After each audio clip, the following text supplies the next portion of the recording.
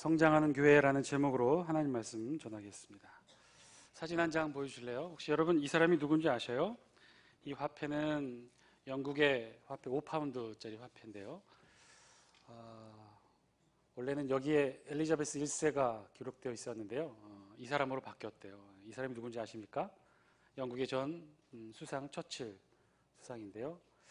2002년도 BBC가 실시한 설문조사에서 가장 위대한 영국인 1위로 선정이 됐대요. 셰익스피어도 제치고 뉴턴도 제치고 엘리자베스 1세 여왕도 제치고 이 처칠 수상이 1위를 차지하게 됐는데요.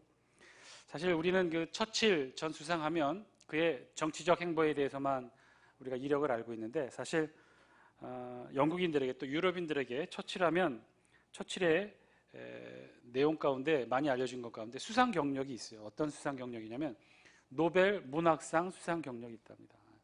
제2차 세계대전 상하라고 해서 이 두 권의 저 책을 썼는데, 저 책을 통해 노벨 문학상을 받았어요.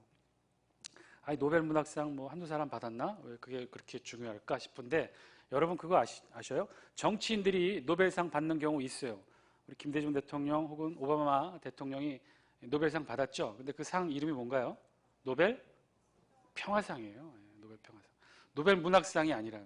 근데 처칠 수상은 노벨 문학상을 받았다는 그 점이 놀라운 거예요. 그러니까 그의 정치적 능력도 탁월하지만 그의 인문학적 소양도 사실은 많이 인정받았다는 것이죠. 그의 인문학적 소양과 함께 정말 많은 유럽인들이, 영국 사람들이 처칠에 대해서, 처칠하면 떠올리는 것 중에 하나가 뭐냐면요, 그의 유머 감각이에요. 유머 감각. 예를 들면 이런 식이었다고 합니다. 영국 의회 사상 첫 여성 국회의원이 선출된 적이 있었대요. 그런데 이 여성 국회의원이 처칠을 만나는 첫 번째 대면하는 자리가 있었는데, 근데 원래 이 처칠과는 사이가 안 좋은 사이였대요. 왜냐하면 처칠은 굉장히 보수적이어서 여성의 참정권을 마지막까지 반대한 사람으로 알려져 있습니다. 그러니까 굉장히 미워했겠죠. 그래서 그녀가 이 처칠 수상을 보자마자 공개석상에서 기자들이 있는데 이렇게 독서를 퍼부었대요. 내가 만약 당신의 아내라면 서슴지 않고 당신이 마실 커피에 독을 타겠어요. 그러니까 기자들이 다 있는데 들으라고 한 얘기죠. 당신과는 정치적 뜻이 맞지 않아 한 집에서 살 수 없습니다. 이제 그런 뜻으로 얘기했겠죠. 그랬더니 처칠이 이렇게 대답했다는 거예요. 그래요? 내가 만약 당신의 남편이라면 서슴지 않고 그 독이 든 커피를 마시겠어. 요즘 성공 확률이 굉장히 낮네요. 정치적 견해가 맞지 않아서 같이 살 수 없다는 것을 이 처칠은 여자로서, 남자로서 부부관계를 같이 할 수 없다라고 생각을 하는 유머로 이렇게 받아쳤던 것이죠. 그런데요, 이런 처칠, 20세기가 기억하는 가장 유명한 인물, 정치적으로도 또 유머와 하술로도 또 글로도 인문학적 소양으로도 또 영국의 총리이자 노벨 문학상 수상자이기도 한 그 윈스턴 처칠이 한 가지 단점이 있었대요. 그게 뭔지 아셔요? 키가 작았답니다. 키가. 처칠 수상이 키가 얼마인지 아십니까? 무려 저보다도 작아요. 여러분 믿어지세요? 1m 60 조금 넘었어요. 1m 60. 저는요 굉장히 커요. 60보다는 큽니다. 아주 작은 키였어요. 서양인 중에 60이 조금 넘은 키, 65가 안 되는 키는 굉장히 작은 키거든요. 거기에다가 그뿐이겠습니까? 불독처럼 잔뜩 일그러진 인상에 등도 좀 굽었다고 하고요. 그리고 목이 거의 없다고 해요. 사진 한번 보여주실래요? 목이 없어 보이죠?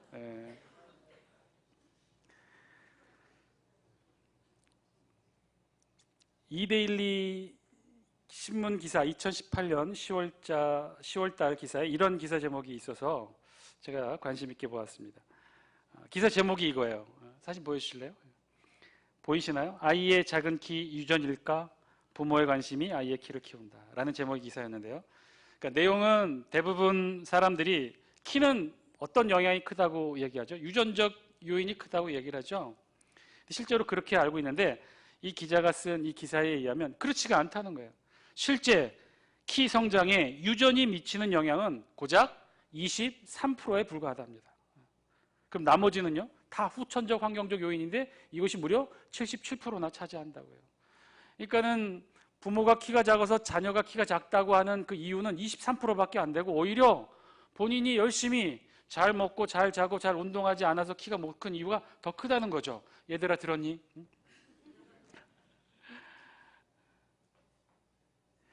그러니까 이러한 세심한 관리들, 즉 키 작은 부모들이 아이들을 위해 잘만 관리해 준다면, 성장판이 다치기 전에 잘만 관리해 준다면요, 작은 키를 가진 부모의 아이도 큰 키를 가진 어른으로 자랄 수 있다는 거죠. 그러면 이 후천적 요인 77%의 비결을 이 기사는 이렇게 정의하고 있어요. 첫째는 잘 먹는 것, 두 번째는 잘 자는 것, 세 번째는 잘 움직이는 것. 그러니까 잘 먹고 잘 자고 운동 많이 하면 키가 자란다는 거예요. 뭐 듣고 보면 뭐 그렇게 특별한 내용은 아니에요. 그런데 제 눈에 들어온 이 기사의 내용에 어떤 부분이 이렇게 기억에 남았냐면, 사실은 맨 첫 줄이에요. 첫 줄. 이 기사를 쓰면서 기자가 미국의 한 자료를 인용한 내용인데요. 여러분 보이시나요?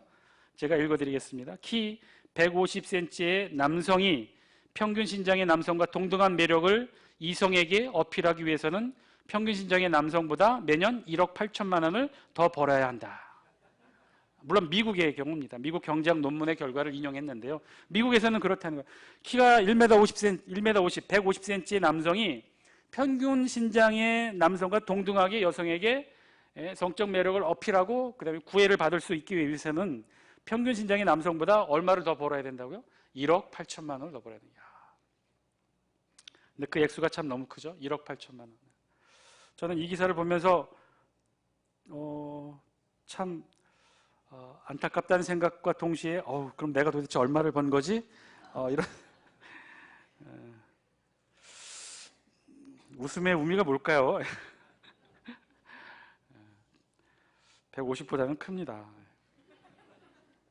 자, 요즘 아이들의 평균 키는 얼마일까요? 우리 아이들 평균 키는요, 교육인적자원부 조사에 의하면 2017년 통계인데요, 우리나라 고3 남학생의 평균 키는 173.5cm라고 하고요, 고3 여학생의 평균 키는 160.9cm라고 해요. 그런데 여러분, 이 남학생의 키가 173.5cm, 여학생의 키가 160.9cm로 조사되었는데요. 그럼 여러분, 이 수치가 이 고3 남학생의 평균 키, 고3 여학생의 평균 키가 해마다 조금씩 늘어났을까요? 아니면 그대로일까요? 아니면 줄어들었을까요? 어떤 게 맞죠? 조금씩 늘어나야 되죠?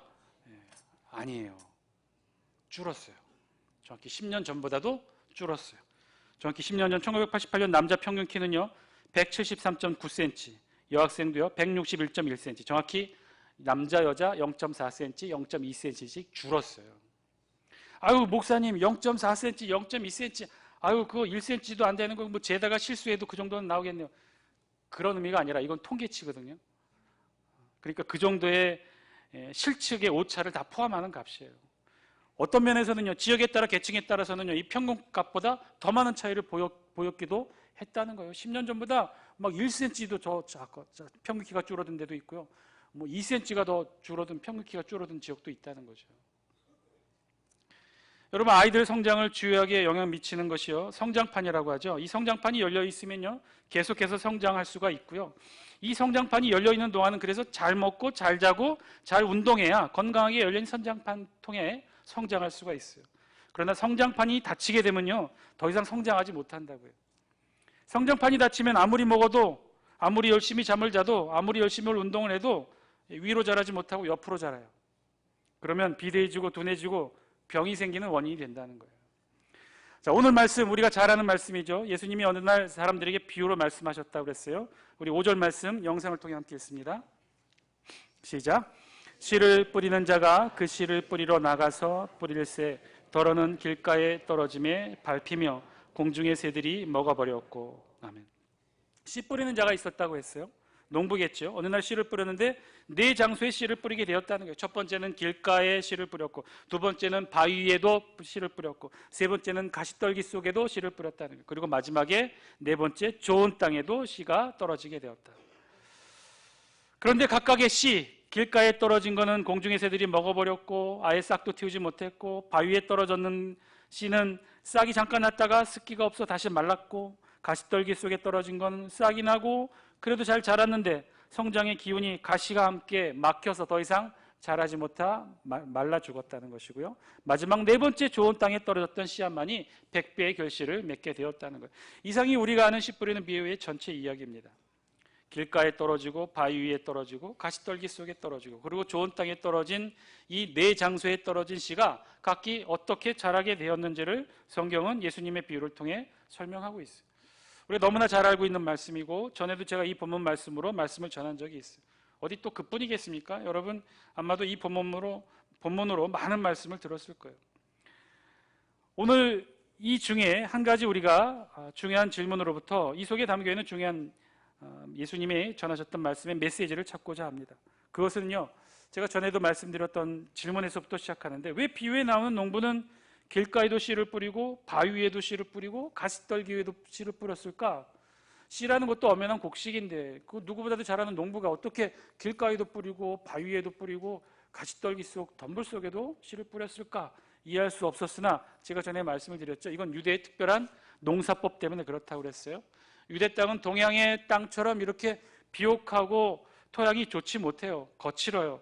토양의 질도 우리와는 많이 다른 척박한 땅이에요. 그래서 유대의 독특한 농사법은요, 사진 한 장 보여주실래요?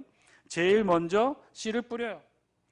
사진에도 보시면 아시겠지만 땅이 그렇게 좋은 땅이 아니고 그냥 돌이 더 많이 보여요. 돌반 흙반으로 보이잖아요. 일단 씨를 뿌려요. 그리고 나서 어떻게 되느냐? 농부가 그 다음에 고랑을 파요. 그러다 보니까 먼저 씨를 뿌리게 됐으니 밭과 밭 사이가 되는 사람들이 다니는 딱딱하게 굳어진 이 밭 사이 위에 길 위에도 씨가 떨어지게 되고 주변에 미처 고르지 못한 좀 큰 돌 위에도 씨가 떨어지게 되고 주변에 경계 역할을 했던 가시덤불 속에도 씨가 떨어지게 됐던 것이죠. 대다수의 씨앗들은 좋은 땅이라고 하는 땅에 밭에 떨어졌을 거예요. 그러나 농사짓는 방식이 씨를 먼저 뿌리고 나중에 경작하는 방식이라 밭이 아닌 곳에도 씨가 뿌려졌던 것이죠. 오늘 이 비유 속에 담긴 비밀의 핵심은요, 씨를 뿌리는 농부가 씨를 잘못 뿌린 것이 아니라 이 농부는요, 원래 하던 대로 농사의 방법대로 씨를 뿌렸다는 거예요. 농부가 일부러 길가에 씨를 뿌린 게 아니에요. 그냥 다 뿌리고 나중에 밭을 경작하는 과정 속에서 그렇게 됐다는 것이죠. 그런데 결과가 어떻게 되었느냐? 어쨌든 결과의 입장에서 보면 길가에도 뿌려지게 되고 바위 위에도 떨어지게 되고 가시덤불 속에도 떨어지게 되고 물론 좋은 땅에도 떨어지게 되었다는 거예요. 그런데 결과는 어떻게 됐느냐? 오직 좋은 땅에 떨어진 씨앗만이 100배의 결실을 이루게 되었다. 여러분, 오늘 이 예수님의 비유의 말씀의 진짜 중요한 핵심은 무엇일까요? 오늘 저는요, 이 8절 말씀에 함께 주목하고 오늘 말씀을 다시 한번 되새겨보고자 합니다. 유대 땅의 농부처럼 씨를 뿌렸다고 그랬어요. 모든 곳에 다 씨가 뿌려졌다고 그랬어요. 그리고 다시 농부는 경작을 해요. 밭을 갈고 돌을 치우고 물을 주고 비료도 주고 그랬더니 어떻게 됐다고 그랬어요? 결국 좋은 땅에 떨어진 씨앗만이 100배의 결실을 맺었다는 것이죠. 그러면요, 오늘 비유의 진짜 핵심은 무엇일까요? 예수님이 무엇을 말씀하시려고 우리에게 이 비유의 말씀을 하셨을까요? 저는요, 오늘 말씀에 비추어 여러분들에게 예수님께서 말씀하시고자 하는 중요한 비밀의 메시지를 전하고자 합니다. 그것은요, 오늘 예수님은요, 말씀을 통해 어떤 걸 말씀해 주시고자 하면 좋은 땅, 100배의 결실을 맺게 됐던 좋은 땅, 그 땅은 어떤 땅이냐 하는 거예요. 여러분, 네 군데에 떨어졌다고 그랬죠? 길가에도 떨어졌고 바위 위에도 떨어졌고 가시떨기 속에도 떨어졌고 그리고 좋은 땅에도 떨어졌다고 그랬어요. 그런데 이 네 가지 장소의 지명에 대해 여러분 차이점이 보이시나요? 길가, 바위, 가시떨기 속, 이거는요 우리 머릿속에 딱 들어와요. 대상도 머릿속에 떠오르고요, 그 위치도 떠올라요. 길가라고 그랬어요. 바위 위에 떨어졌다고 그랬어요. 가시덤불 속에 떨어졌다고 그랬어요. 대상과 위치가 명확해요. 그런데요, 네 번째, 좋은 땅이라고 그랬어요. 여러분, 좋은 땅 하면 머릿속에 떠오르시나요? 좋은 땅이 어떤 땅이 좋은 땅인가요? 내 땅은 좋은 땅, 남의 땅은 나쁜 땅인가요? 어떤 땅이 좋은 땅이죠? 내 앞에 있는 마당에 있는 땅이 좋은 땅인가요? 저쪽 들녘에 있는 땅이 좋은 땅인가요? 황토색이 좋은 땅인가요? 누런색이 좋은 땅, 어떤 땅이 좋은 땅인가요? 오늘 성경을 통해 예수님께서는요, 그 좋은 땅이 어디인지를 우리에게 말씀해주고 계셔요. 이 답답함이 제자들에게도, 이 비유를 들었던 제자들에게도 궁금했던 모양이에요. 예수님께 다시 질문을 하고 예수님이 그래서 제자들에게만 특별히 다시 이 비유를 해설해 주셔요. 그 내용이 12절 말씀부터 11절부터 15절까지 이어져요. 우리 12절 말씀만 영상을 통해 같이 한번 읽어볼까요? 시작. 길가에 있다는 것은 말씀을 들은 자니 이에 마귀가 가서 그들이 믿어 구원을 얻지 못하게 하려고 말씀을 그 마음에서 빼앗는 것이요. 아멘. 예수님은요 12절부터 쭉 15절까지 아주 구체적으로 하나하나 설명해 주셔요. 길가란 무엇이고 바위란 무엇이고 이 가시덤불 속은 어떤 것이고 좋은 땅은 어떤 것인지를 예수님만의 해설의 비유의 언어로 통해 우리에게 설명해 주고 계셔요. 그것을 쭉 다 살펴보는데 좋은 땅이 어떤 땅인가를 아는 그런 관점에서 이 말씀들을 좀 정리해 보면 이렇게 될 수 있어요. 그 표를 한번 사진 한번 보여주세요. 예. 잘 보이시나요? 12절, 13절, 14절, 15절 말씀을 이 앞부분만 제가 이렇게 잘라서 말씀을 보여드립니다. 보면 이렇다는 거예요. 길가에 있다는 것은 어떻다고요? 말씀을 들은 자. 13절 바위 위에 있다는 것은 어떻다는 거예요? 말씀을 들을 때. 14절 가시떨기에 떨어졌다는 것은 어떻다는 거예요? 말씀을 들은 자이나. 15절 좋은 땅은 어떻다는 거예요? 말씀을 듣고 지키어 인내로 결실하는 자. 자, 여러분 네 가지 땅에 떨어진 이 시야의 장소에 대한 비유에 있어서 예수님이 해석하시고 있는 공통점이 뭔가요? 길가도 바위도 가시덤불 속도 좋은 땅도 모두 다 예수님의 비유의 공통점, 해설의 공통점은 뭐예요? 다 하나같이 말씀을 들었다는 거예요. 들었다는 거예요. 말씀을 다 들었다는 거예요. 길가도 바위도 가시덤불 속도 좋은 땅도 다 예수님의 말씀, 하나님의 말씀을 들은 곳이라는 거예요. 그 말씀을 다 받은 곳이라는 거예요. 그런데 차이점은 뭐예요? 말씀을 들은 것에서 멈췄다는 거예요. 오로지 좋은 땅만 어떻게 했다고 그랬어요? 좋은 땅만 말씀을 듣고 거기서 멈춘 것이 아니라 어떻다고 그랬어요? 지키고 인내로 결실했다. 얼마나? 100배나 결실했다. 사랑하는 장수교 성도 여러분, 오늘 말씀을 통해 하나님이 저와 여러분들에게 주시는 하나님의 음성 들을 수 있게 되길 바랍니다. 어쩌면 오늘 저와 여러분들에게 오늘 말씀은요 중요한 도전을 주는 말씀인지도 모르겠어요. 좋은 땅, 그 땅이 어떤 땅일까요? 도대체 어떤 땅이 좋은 땅일까요? 내 앞마당이 좋은 땅인가요? 내가 갖고 있는 땅이 좋은 땅이 도대체 어떤 땅이 좋은 땅일까요? 어떤 땅이 인내로 결실해서 100배 결실을 이루는 땅일까요? 여러분 길가도 바위 위에 떨어진 씨앗도 가시 덤불 속에 떨어진 것도 다 하나같이 뭐라고 그랬어요? 말씀을 들었다고 그랬어요. 말씀은요 다 들었다고 그랬어요.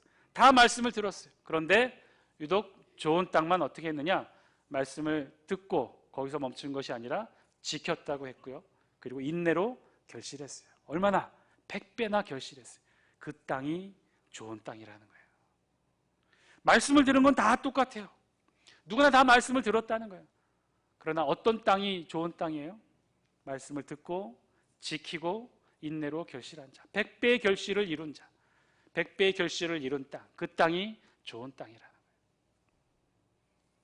오늘 말씀에 비추어 좋은 땅의 100배의 결실을 이루는 저와 여러분들이 될 수 있게 되길 바랍니다. 사랑하는 장수교 성도 여러분, 교회가 자라고 성장하는 것, 인원이 늘고 재정이 늘고 사역이 늘고 영성이 늘고 활동이 늘어나는 것, 프로그램이 늘고 행사가 늘고 구역이 늘고 여전도의 남선교회가 늘어나는 것, 항존직이 늘어나고 집사들이 늘어나고 세례교인이 늘어나는 것, 어쩌면요 그 지극히 당연하고 마땅한 일일 수 있어요. 왜? 우리 교회가 예수 그리스도께서 피로 사신 교회가 맞다면, 우리 교회가 하나님의 말씀을 듣고 지키고 인내로 결실하는 자들의 모임 공동체가 맞다면 우리 장수교회는 성장하는 것이 마땅합니다. 성장해야 합니다. 당연히 성장해야 합니다. 여러분 다 같은 조건이라고 그랬어요. 길가도 바위도 가시떨기 속도 다 말씀을 들었다고 그랬어요. 그런데 말씀을 듣고만 멈춘다면요 성장판이 닫혀 있는 것이고 그것은 더 이상 좋은 땅이 될 수 없다는 거예요. 좋은 땅이 아니라 아예 땅이 되지 못했죠. 땅이란 소리도 못 들었어요. 길가란 소리 들었어요.